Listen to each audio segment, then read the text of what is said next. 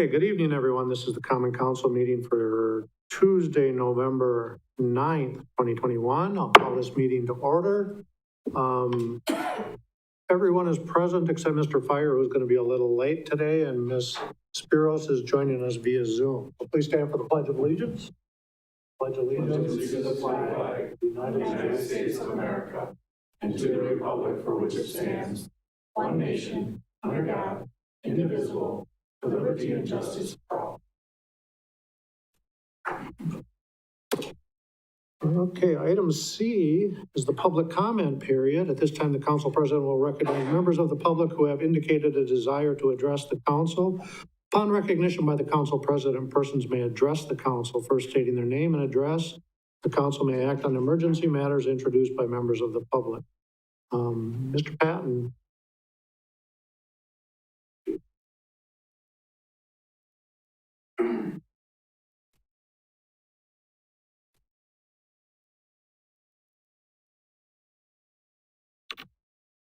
First and foremost, thank all of you for 2 weeks ago hearing me out and allowing me the platform to run for a position on the Police and Fire Commission for the city of Marshfield. It's been one of my goals since I retired from the city of Marshfield 2 years ago. Due to my nature now as Wood County coroner, obviously some conflicts have come up, and I understand and respect those. By now, most of you probably have seen Attorney Wolfgram's memorandum with respect to this. The only issue I have with that memorandum is on page 3, the last paragraph, where it says, in the event that I would become acting sheriff with respect to the ongoing conditions as to a tactical response unit between the city of Marshfield and Wood County, that I potentially would want the best equipped personnel from the city. I would expect that any police and fire commissioner, you guys, anybody, would want the best equipped personnel with respect to the Marshfield Police Department to be out there. I don't believe that in and of itself is a direct conflict. As a citizen, I want that. I have nothing else to add to it. Again, I thank all of you for your consideration. And if you have any questions, I'll take them. If not, I'll sit down. Thanks, Dave. Thank you. Are there any other citizens who wish to comment tonight? Any other citizens? Okay, we'll move on to item D, which is approval of the minutes of the November 24th, 2020 closed session and the October 26th, 2021 regular meeting. A motion for Mr. Butke. Motion to approve. Okay, a second by Mr. Rosendich to approve those minutes. Is there any comment? Please vote. Yes. And Mr. Hendler. That motion carries unanimously. Item E is staff updates. First is an introduction of Clifton Griffin-Trogg, equipment operator, by Chris Hawley, street superintendent. Chris. Good evening, everybody. I'm happy to stand before you and introduce our newest employee, Cliff Griffin-Trogg. One of the things that I want to say about Cliff is when we interviewed him, he had such a bubbly personality, kind of reminded me of myself. So he was highly recommended by our staff and our team too. So he came with great references. He's got about 8 years of concrete experience with advanced concrete and CAS, and he started out at Carbo when they opened up and worked his way up to production supervisor before they closed down. So with that, I'd like you to welcome Cliff, our new employee to the city of Marshfield here.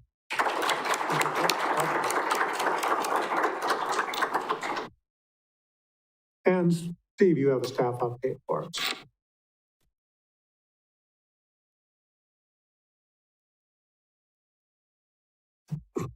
I do, thank you. I think most people know that over the past couple of months, there's been some discussions and issues that we've been working on between the city and Marshfield Clinic. And I just want to kind of just give you a little update on one piece of it. There really are three prongs to this. The first was that Skywalk lease issue, and it was resolved ultimately. The council voted last month in favor of allowing that and signing that Skywalk lease, and they are now in the process of constructing that improvement over Oak Avenue to connect the East Wing with the hospital. Secondly, there's the request to have tax exempt status for both the East Wing and the main clinic building.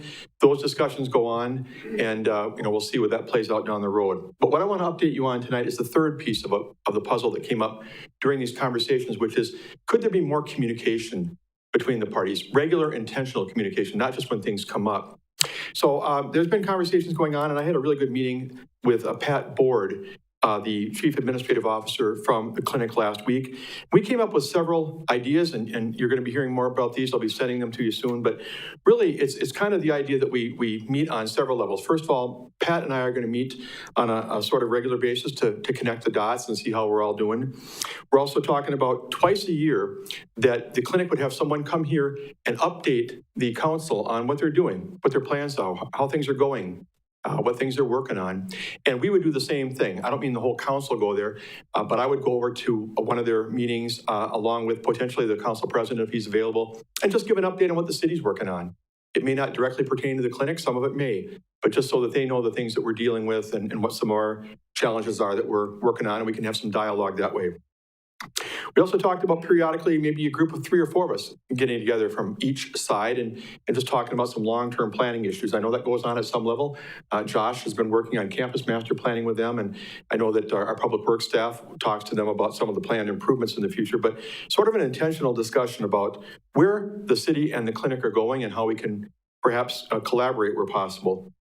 And then finally, we agreed that Pat and I would be the key contact people for any unresolved issues that come up. So our staff will be instructed that if there's a concern that's not being resolved, we should put it through to Pat, and the same thing on the clinic end to me. Now, I'm not suddenly going to become an expert in sewer and water and streets and everything else that goes on. It's just having a person to call and say, look, we're kind of having trouble here. We don't feel like we're getting an answer. Can you help us? So that people don't go frustrated until the next meeting 6 months down the road, that there's some way that we can make sure the dots are being connected. So I just wanted to update you on that. I think those were all good steps to try and have regular ongoing communication with the clinic and the city, and look for more information later. Mr. Wagner? Thank you, sir.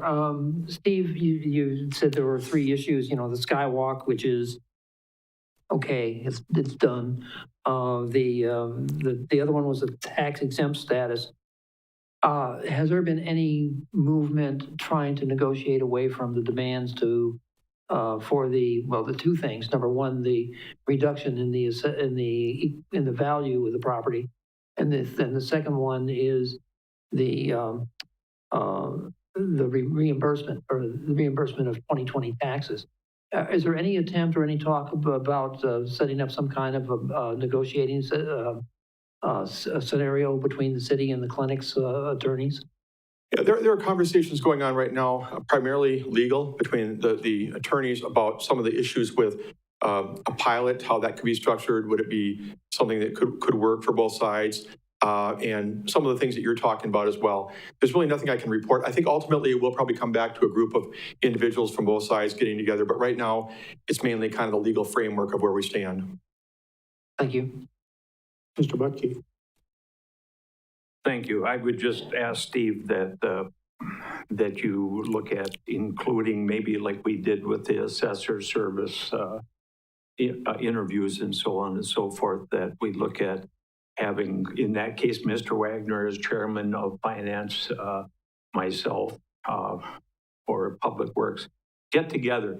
Because when we met with them, when we did that tour, that was really good. And I said to people, when we were up there in the waiting room waiting for them, clinic people are on one side, city people are on the other side. I immediately went over to the side by the clinic people. And I said, this is the way we've got to start. We've got to talk.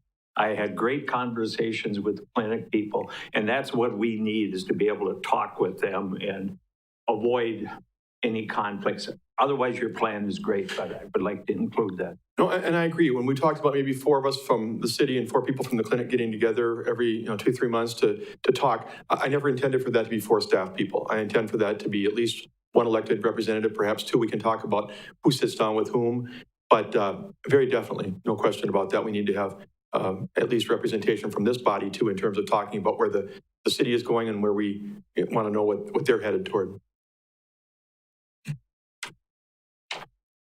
Item F is council president's comments, and I have none this evening. Item G is council comments. Mr. Wagner. Thank you. I don't know whether to bring this up under council comments or to wait until items for the next agenda. But recently there was an article printed in the, on Focus, on Marshfield, on the city, on the lead in the city's drinking water. And what I'd like to do, and this is what the water utility put out some time ago. It came out with our utility billing, and it talked about some corrosion control recommendations that were missed. But then, of course, then there was also this 2020 report that showed the lead at an unacceptable level. So basically, I'd like the water utility to please come to the next council meeting and give us an update on what's going on, because I have some citizens who are questioning this, and I'd like to know what's really happening. And I'd like it to be at the next council. Okay. Any other council comment? Seeing none, reports from commissions, boards, and committees. Mr. Witzel. Thank you. To piggyback off of what Mr. Wagner brought up, and as a council member who attends the utility commission meetings on a monthly basis, I know that a lot of work is going into lead line replacement. I know there are a lot of people that are reluctant, but I know that there's been a strong emphasis on getting lead line replacements done. Personally, as a citizen, I had mine done last summer. It was, I want to say, relatively painless, but anyway, I really want to encourage people to get their lines tested. That's the main thing. Get their lines tested to find out what they have, and then to take advantage of opportunities to get those replaced. I do agree it would be nice to have the utility come to us next month and explain a little bit further, because I can't do it justice. But I know that there was a strong emphasis on getting a lot of that done, and I think they actually replaced more this year than they had in the past, because I think more and more people are becoming aware of the situation. But yes, if we could get some information next month, that'd be great. I'll cancel that. Okay. Any other council comment, or no, we're on reports of commissioners, boards, and committee. Okay, item I is the consent agenda, which you have before you. A motion from Mr. Fisher. Motion to approve. Okay, and a second by Mr. Handler to approve the consent agenda. Is there any discussion? Seeing none, please vote.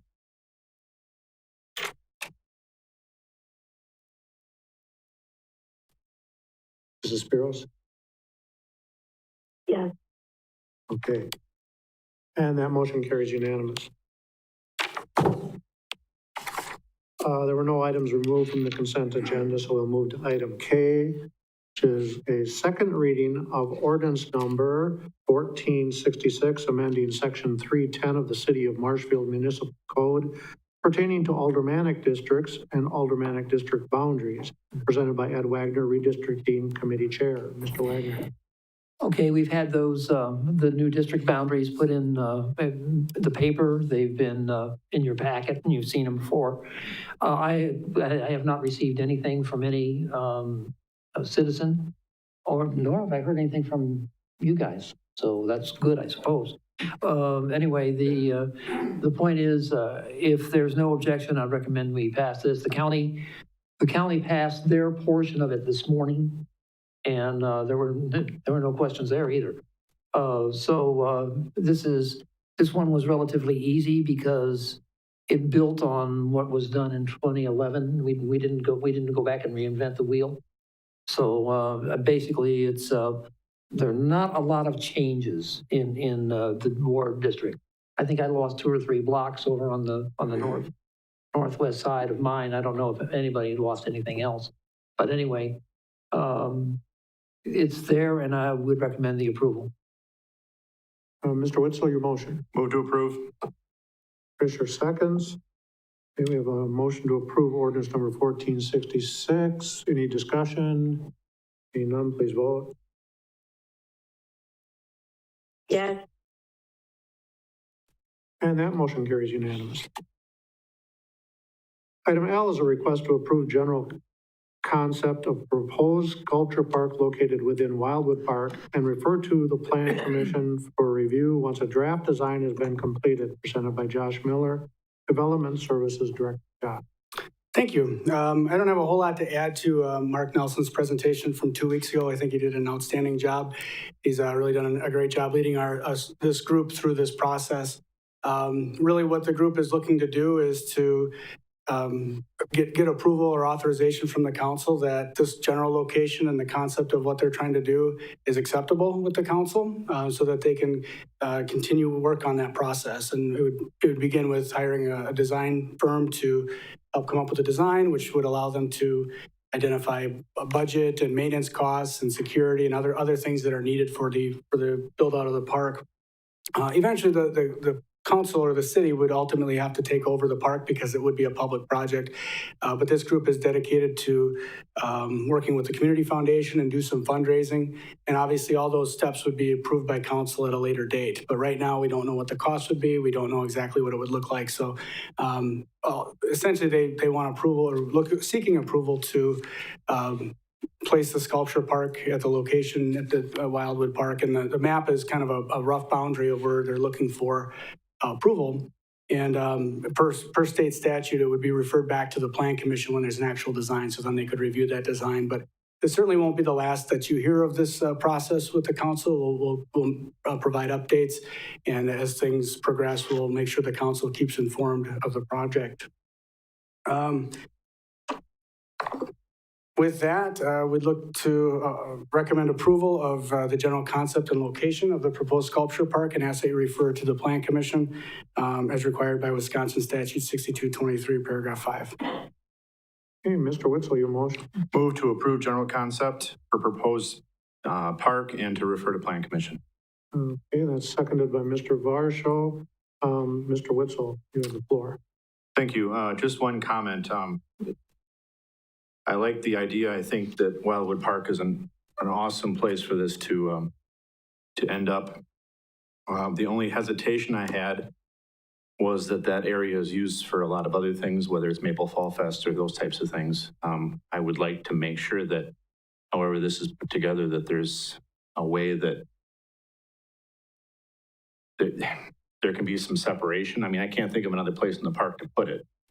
But I also don't want to be going through a craft fair and seeing things hanging off sculptures that are for sale. I mean, I think that would kind of be a bit disrespectful for the artwork itself. So I'd like to see, as the plans are moving forward, that there's some way to kind of differentiate it from the rest of the park so that those kinds of things don't happen. Yeah, and if I could, we've been working with Matt McLean, who's obviously the leader of the Maple Fall Fest, and he's part of the group that would be involved in this process. And of course, if there's we're also working with Justin Casperson, and if there's other stakeholders that do utilize that space, we can certainly reach out to them to see how much room is needed, if any, and work through that. So I have no doubt we'll be able to come up with a good solution to that. Mr. Butke. Thank you. I'll say it again. I think this is a great idea.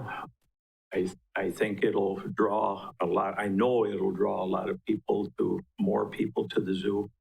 I'm all for it. And just thank everybody involved with trying to get this going ahead. And it's going to be a great fit. Thank you very much.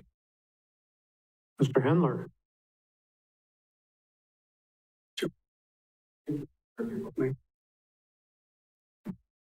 That's right, thank you.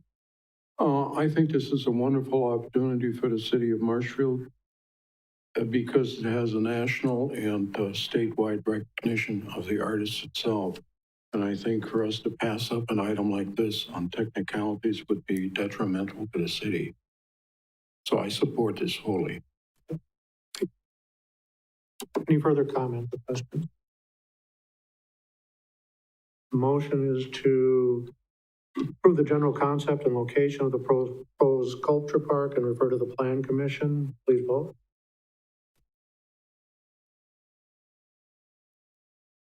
Yes. And that motion carries unanimously. Thank you. Item M is a request to approve the final 2022 budget adjustments presented by Ron Amon, Finance Director. Ron. Great, thank you. Hopefully you had to take a chance to take a little longer look at the memo I have in the packet. A little better explanation than I gave you last time. So what the memo does is kind of explains how the expenditure restraint program works. And kind of give you an example of why we want to capture as much as we can in our budgeted for this year, is we keep saying that expenses are going to be about 2.5% every year. And the expenditure restraint program doesn't move as cleanly as that does, because some years it's 1% and this year is 5%. And I look back through, it's the highest it's ever been. So really what we're doing here, what we hope to do here is to increase the base budget amount for the calculation in future years. So if our expenses continue to go up 2.5% with the cost of living increase every year, it kind of gives us a little cushion against the down years, or if the council is looking at, possibly adding some of the positions that have been proposed in the past. So really, it's just a flexibility option for our budget. So the two scenarios are: we budget it and don't use it. Well, then we're in a better spot for our expenditure restraint program. If we budget it and do have to use it for something, like a critical piece of equipment, snow plow, or some kind of other kind of expense, we're covered either way. So, again, I know Steve had a longer talk with Ehlers today about it, because when I mentioned to him, they just said, do it. And so Steve followed up with a little more detail today with Dave Ferris, if you have any questions on it. So how it would work is we would put in $400,000 into the contingency expense and a part of the public notice, with the intention that it's probably not likely that we would use it. And then for reporting, we would make sure that we separated this part of the contingency from the contingency we probably do expect to use for routine items. So I don't know if you want to add anything to that, Steve, or I'll open it up to questions. Are there any questions for Ron? Mr. Wagner? Yeah, thank you, sir. I had a hard time wrapping my head around it last time, and it seemed, I think I called this a catch-22 proposal. But in some ways, in thinking about it over the past 2 weeks, what it appears to me to be that $400,000 that we would be putting into the contingency fund, with no intent of actually spending it, of course. But that's basically the buffer zone between how close we came to the limit and what our limit actually is. In Correct. other words, so that 400,000 is our buffer zone, and we're just basically showing that in a budget. Basically, we will probably have to, how would I put that? Exercise remarkable restraint from tapping into that from one time to another. But I understand what we're doing, and it strikes me, and I can't remember the details. I think once under the administration of Mike Brame, we actually got caught where we had we actually needed expenditures that were in excess of the amount that we could budget. And I remember Mr. Butke and Mr. Fire admonishing me that it was all because I was so nasty about not raising taxes. So I do remember that happens. So I'm for doing this. I think this is a wise move, hedging against inflation for the future. Mr. Butke? Thank you. Ron, I do believe this may be your last council meeting. It may be. It may be. Ron is leaving us, and I've been around a long, long time on this council. And it's very easy for me to say and mean it that he is the best finance person we've had since I've been on the council. So I would like for everybody to please stand and give him a round of applause. Oh, gosh.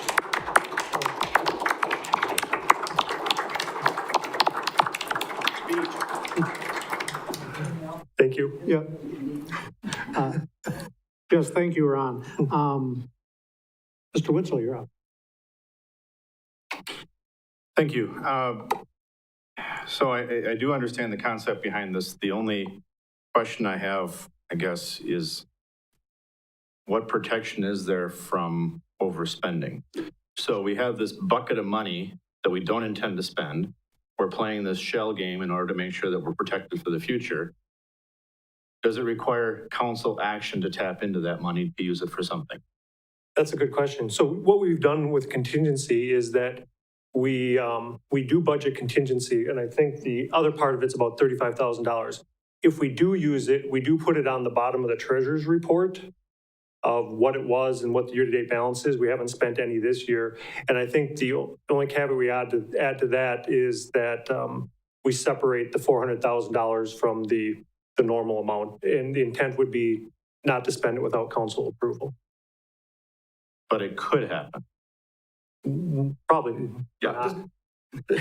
Just to add to Ron's answer, I mean, I think, the contingency the last couple of years has been pretty small. This year's 35,000. I don't think we've even tapped into it at all at this point.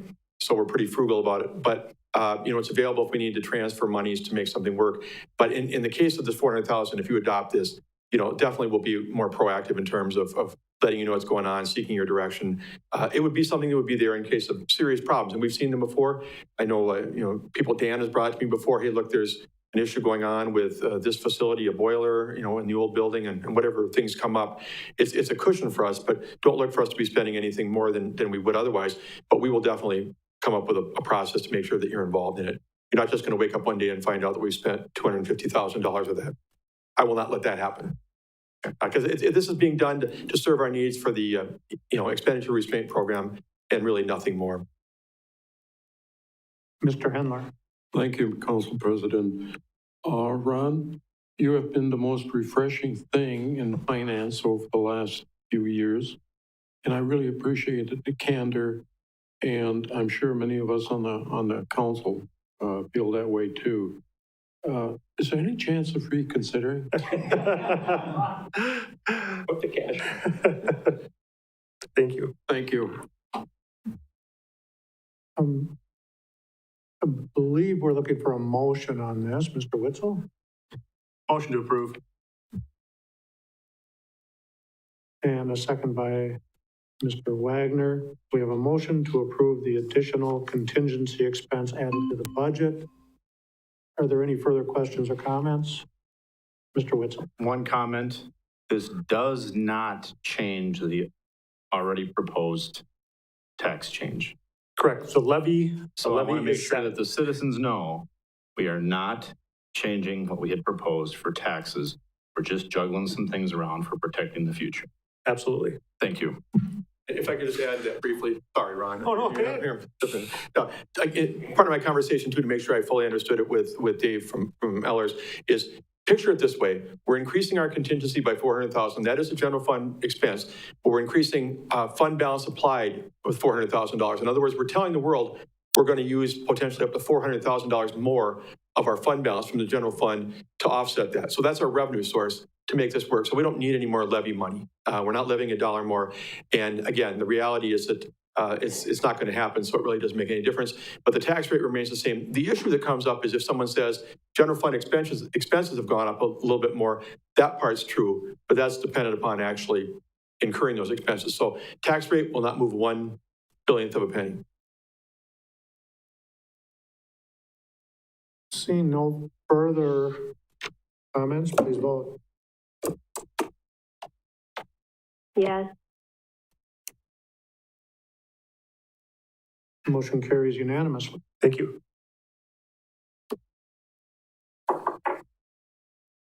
Item N is a request to approve the proposed 2022 to 2024 strategic plan presented by Steve Bark, City Administrator.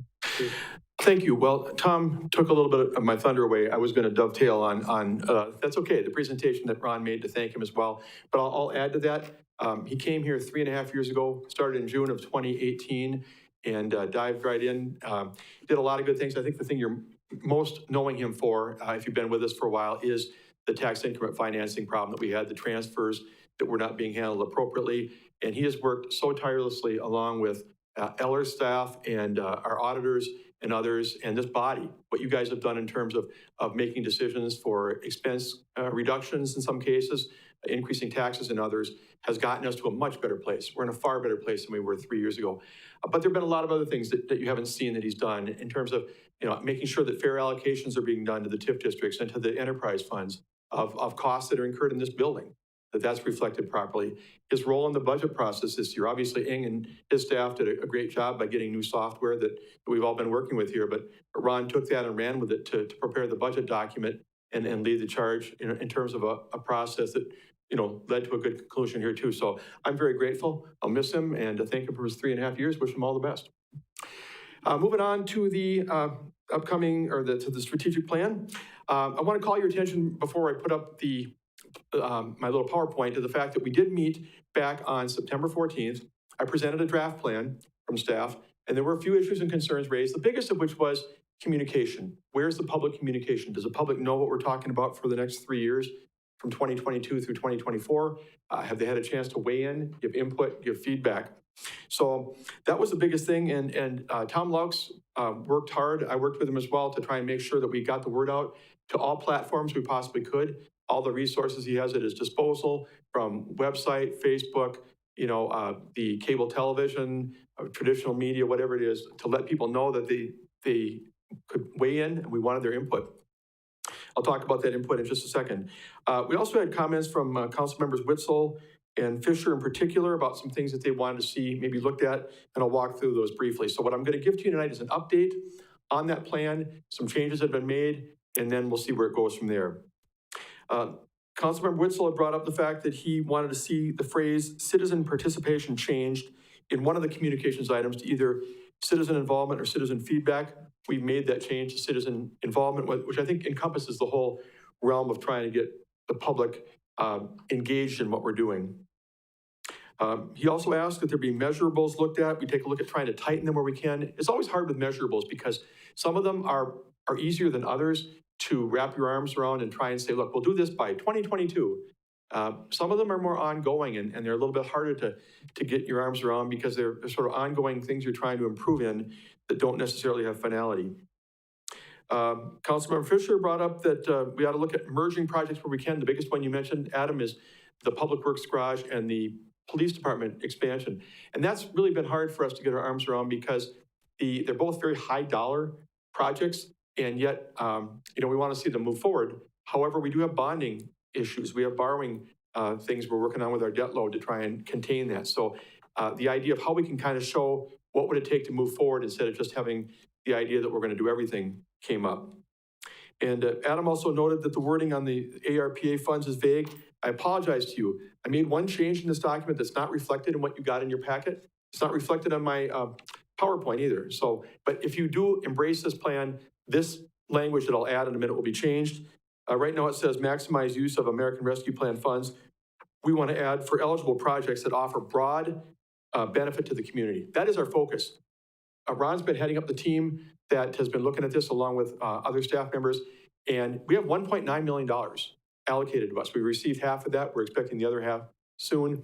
We want to make sure that we use those funds to the best of our ability to serve the most people in this community.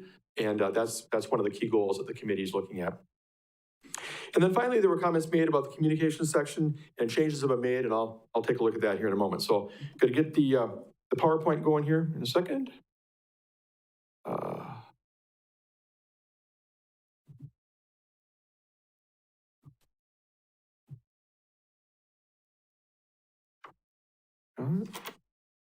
There we go. Okay, so this is a revised proposal from the one you saw back in mid-September.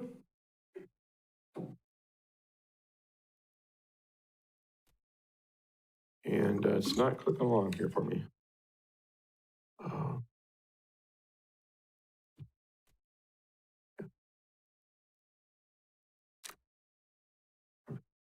trying to tap one of these, but it's not that.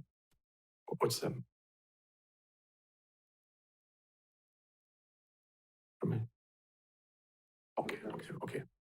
Okay, thank you. Thanks.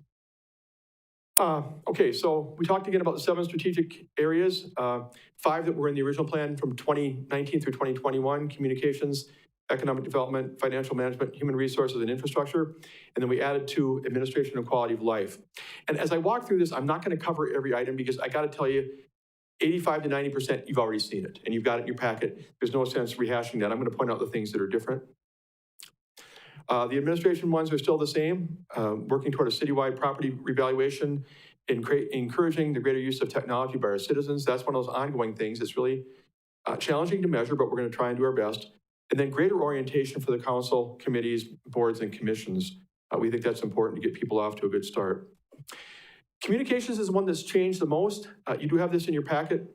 Just kind of touch on the main topics of it. I won't read through every item. But the goal here is to increase the volume of information to residents and enhance the level of citizen involvement and public outreach to the community. That's a big goal. It's talked about at all the communication meetings, I believe, the committee that meets on the 4th Mondays. And you see some of the specifics there in that plan. The next one is to research and identify stakeholders who use community TV, such as viewers, video producers, program contributors, nonprofit agencies requesting publicity. I'm sure there are others.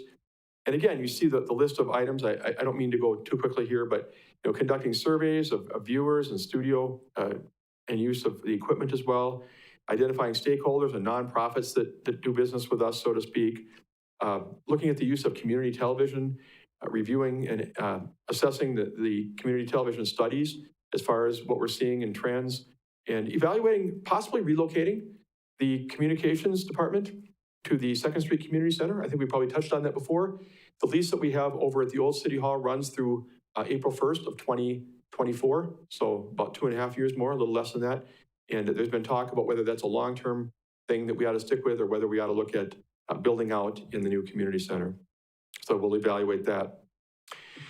Third part, enhancing the funding for communications department beyond franchise fees. This has always been a franchise fee operation, but then it's always been a cable TV only operation in the past. Now with the communications department, we're going way beyond that to do things that really leave cable TV as only a part of that overall piece of the puzzle that Tom works on every day. So we want to look and see what the pace of those leaving cable TV might be. I know when I was, when I came here 10 years ago, the rumor was always, it's going to dry up, it's going to dry up. Franchise fees are going away as people move away from cable. That hasn't happened a whole lot. I'm sure some cable subscribers have left, but then we get some money from some of the services and new subscribers have come on board. Fees have gone up, so we need to keep monitoring that. We need to look at options for increasing funding for the department and then analyze the funding of community TV to see if there's any changes needed to the public access portion of what we do. Economic development is the same that was presented back in the middle of September. The key elements being support creation of new housing opportunities based on identified needs. We only got 2 citizens who weighed in with the public input opportunities we gave. One of them was Kaylee Gomez. She is the executive director of Main Street, and she suggested, keeping in mind as we look at housing, that in fact we consider helping, if we can in some ways, to renovate upstairs apartments in the downtown buildings. It's a great opportunity to get new housing downtown. Not that the city's going to go out and spend a ton of its money, but are the ways we can make it more feasible for those to be upgraded to be better apartments for people who want to live downtown. Also develop the new industrial park using TIF 12 funding. That's where we had breaking off from TIF District 7 in Yellowstone. And then implement an economic development strategic plan, and keep it updated. I know Josh has been doing a lot of work with the EDB on that. We want to make sure it's current and that the items on that plan are representative of what we're trying to accomplish as the priorities. Financial management, the same too. We want to reduce the structural budget deficit. I think we've made good strides in the last 3 years. Again, I give Ron a lot of the credit, but a lot of the credit goes to this body as well and others who've participated in the last 3 years. And then hopefully we'll get away from the negative outlook on our bond rating and maybe in a couple of years get back to a AA3. Right now we are an A1 rated community. And then maximize the use of available American Rescue Plan Act funds, and that's where I said a minute ago that I'll be adding, if you see fit for this to go through, that we'll be looking to do so in the intent of maximizing the benefit, the value to the broad community. We want to see these monies used, at least at staff level. Our recommendation to the council is going to be that we take on projects that promote and encourage the most value that we can to our citizens. Human resources, there are no changes here. Continue full implementation of the 2018 compensation plan that we adopted with the help of McGrath. Keep aligning common personnel policies across city departments. Jen has worked hard on this. We're trying to, where we can, get everybody like the library, fire, police, all the other divisions we have to try and make sure that we're, on the same page with some of our policies. Act 10 changed the world 10 years ago, and in some cases we're still working to try and get things on the same level across the board. And then enhanced performance management program. A lot of things we can do in that area. Infrastructure, big goal we've talked about before at Board of Public Works and these meetings, reconstructing East 17th around the fairgrounds area. Looking forward to do that in 2022. Tom Turchi and his staff have been working on that, and we're excited to get that project off the ground next year. Adopt a development plan and a timeline. This is one of the changes we made in reference to what you brought up, Adam, that for the police and city garage buildings. Right now, we don't know what that timeline is going to be. We need to come up with a development plan, but we need to have something that really lays out for the people involved as well. I know that, Pat Zapps, Chris Hawley, others are wondering where this is going to go. That once we get a plan, we can come up with a timeline for when these improvements might take place. And then coordinate annual street sanitary sewer improvements with Marshfield Utilities and the lead water service replacements mentioned earlier by Councilmember Witzel to the greatest extent possible. We want to continue to work on helping to get those replaced where we can for the betterment of health and safety of our citizens. And then finally, quality of life, continue development and connectivity of the bicycle and pedestrian trail system. Again, that plan was adopted recently, and it's a good one, with the development services leading the way, and Bryce Hembrook, who's no longer with us as a point person. Want to keep moving that forward. Implementing the Emerald Ash Borer response plan and developing a specific EAB plan for Brain Park. This is a new one that Justin added. This came as a result of a comment from John White Jr., who's the chair, I believe, of the Parks, Recreation, and Forestry Committee. Develop a systematic replacement for Brain Park amenities. That would include softball field, playground, hard surface courts, and many other things.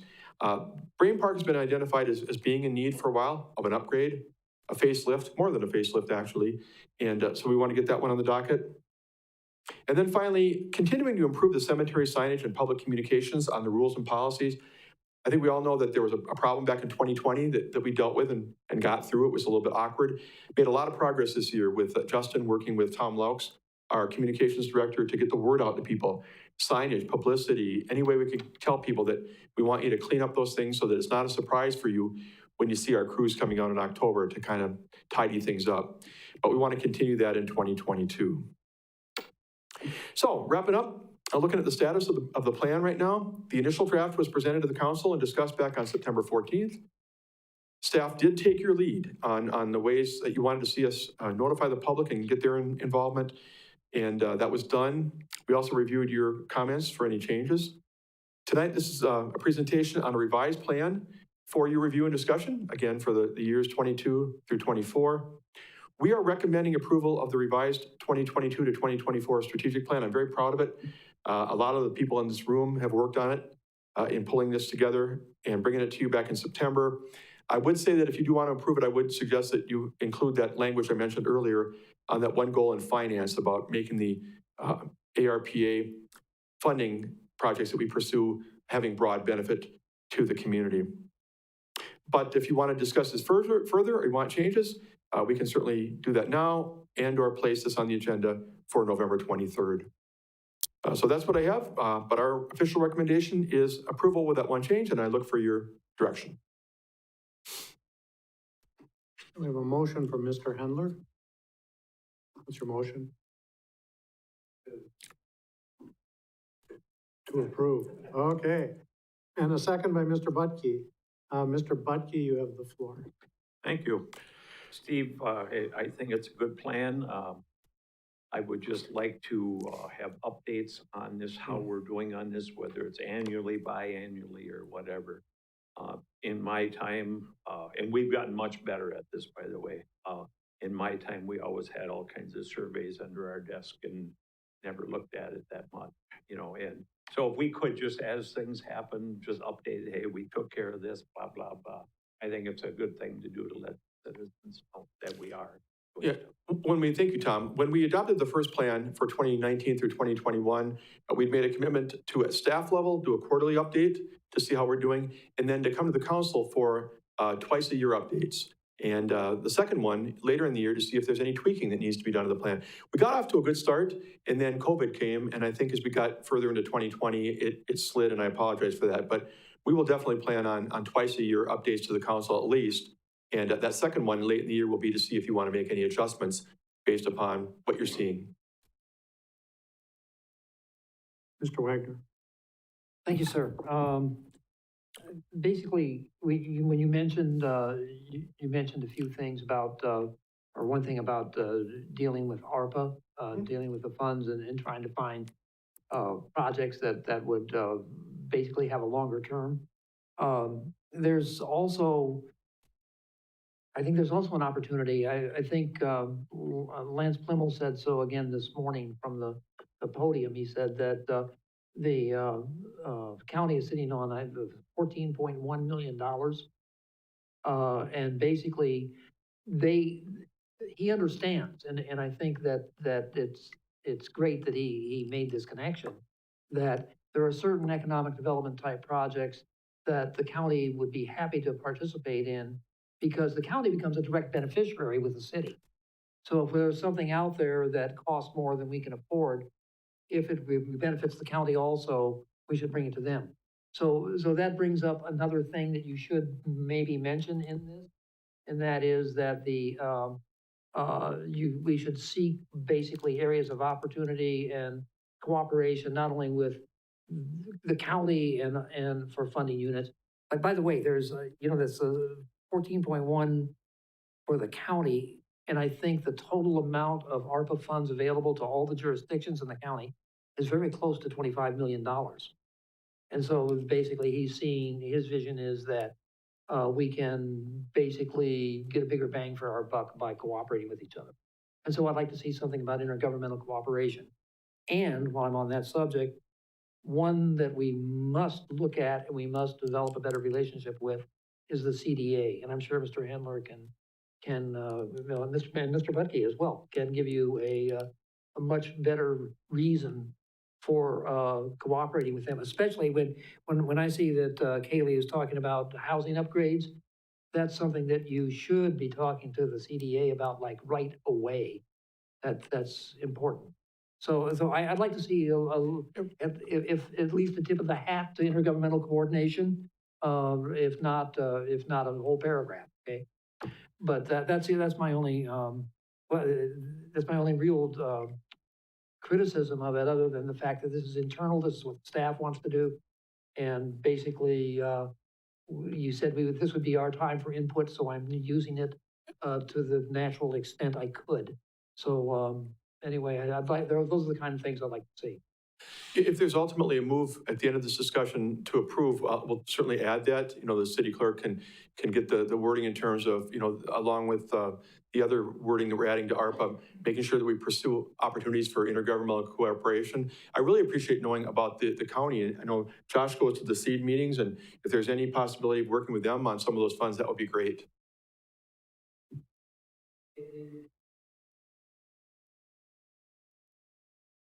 $14.1 is a big number.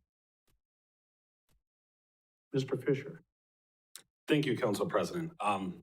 Alderman Wagner is a machine because he stole some of my thunder.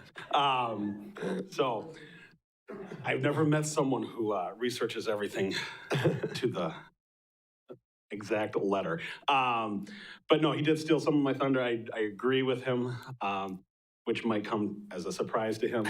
But I think Thank you. I think he made a lot of good points, and I do agree. One word that came to my mind was the word collaboration.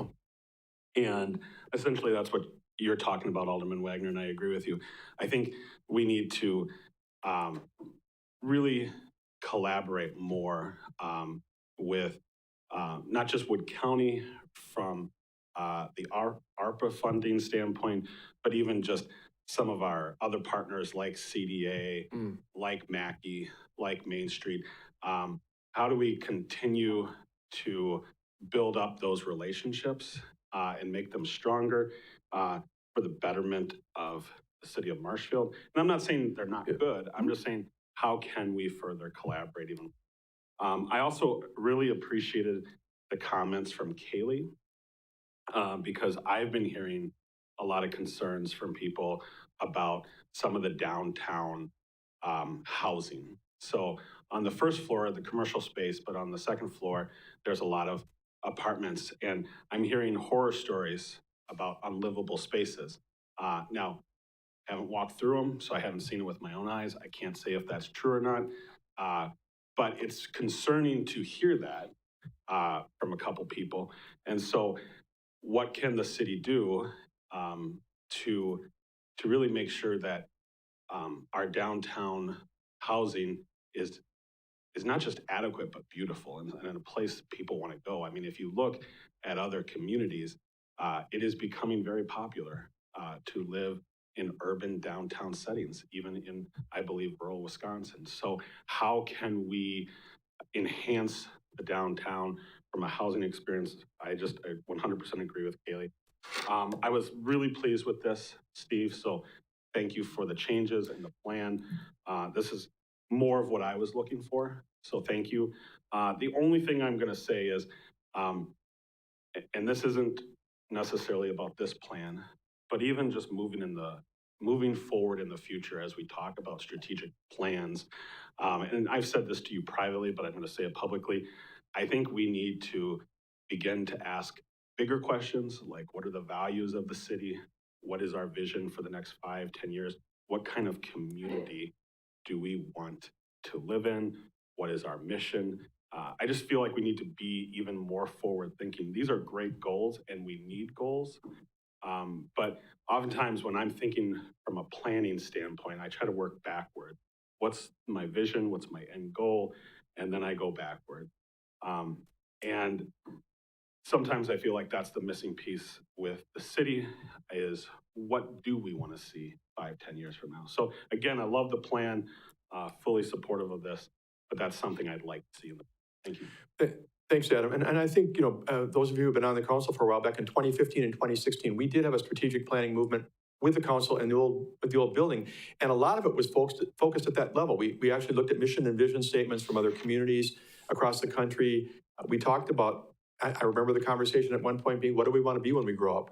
So maybe after the first of the year, we have to take care of some year-end things. And of course, people don't want to have more meetings and discussions during the holidays, but maybe we come right out and have council dialogue at a meeting like this or some other setting about that type of thing.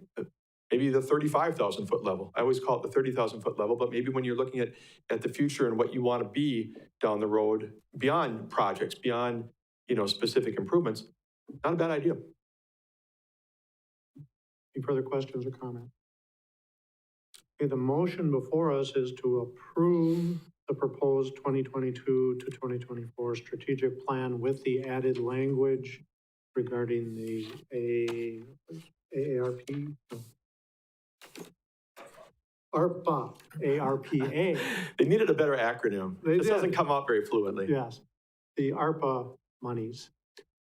There's no further comments, please vote.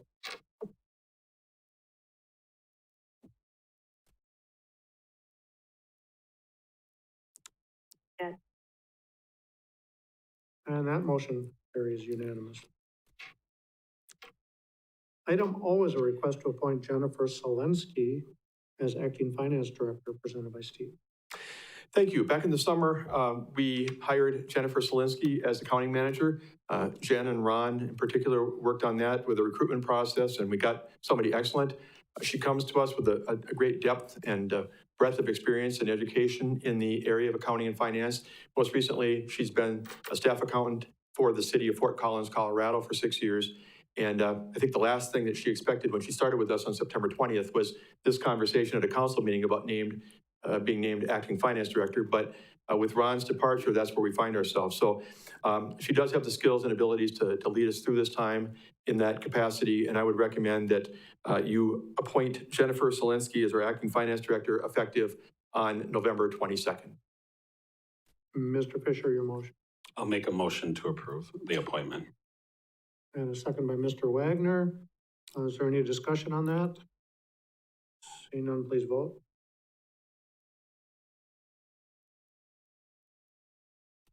Yes.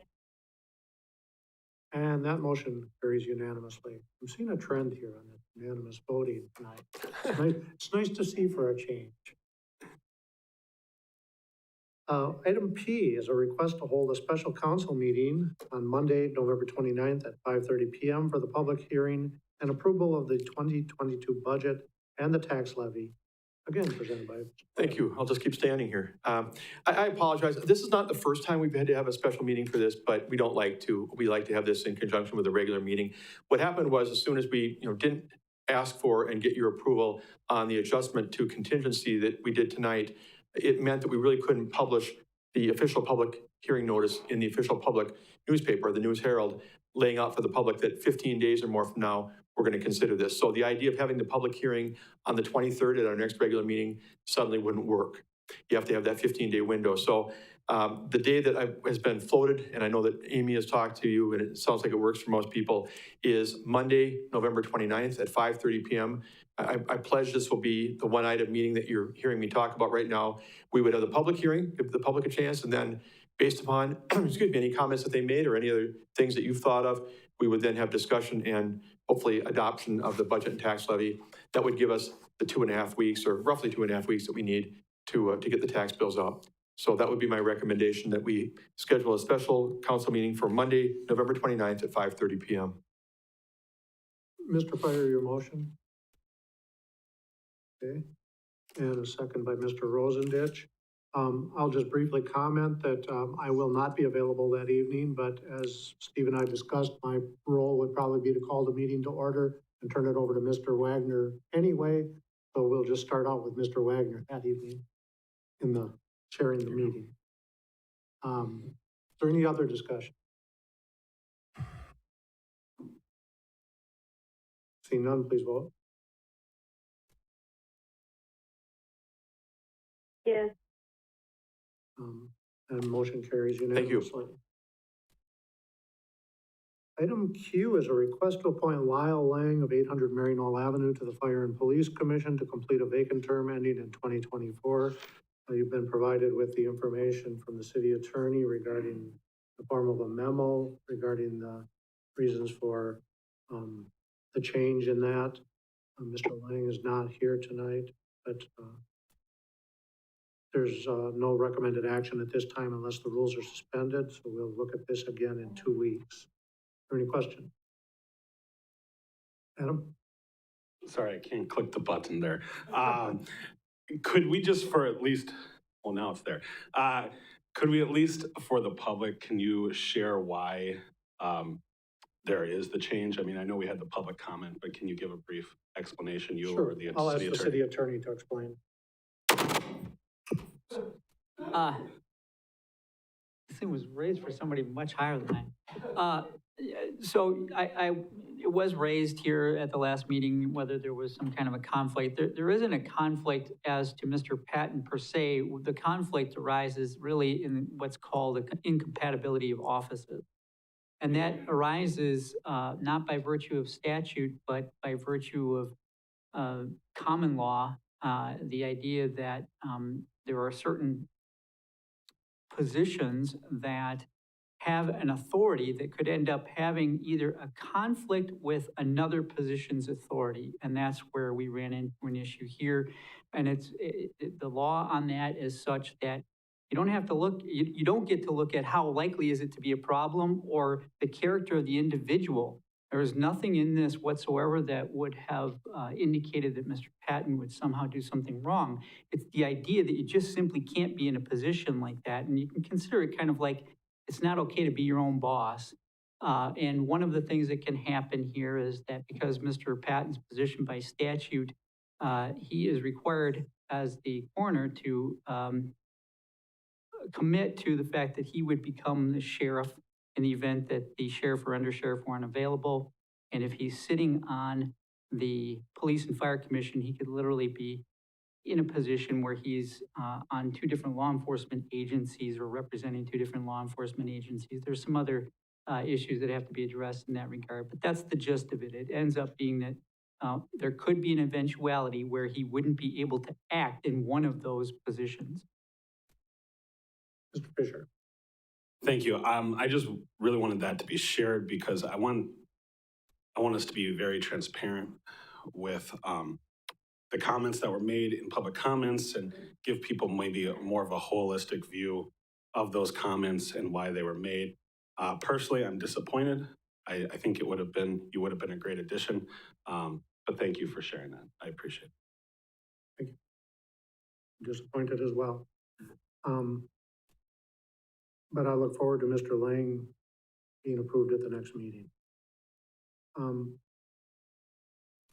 Item R is suggested items for future agendas. Mr. Wagner's already provided us with one. Are there any other suggested items for future agendas? Seeing none, I'll entertain a motion to adjourn by Mr. Witzel and a second by Mr. Varshall.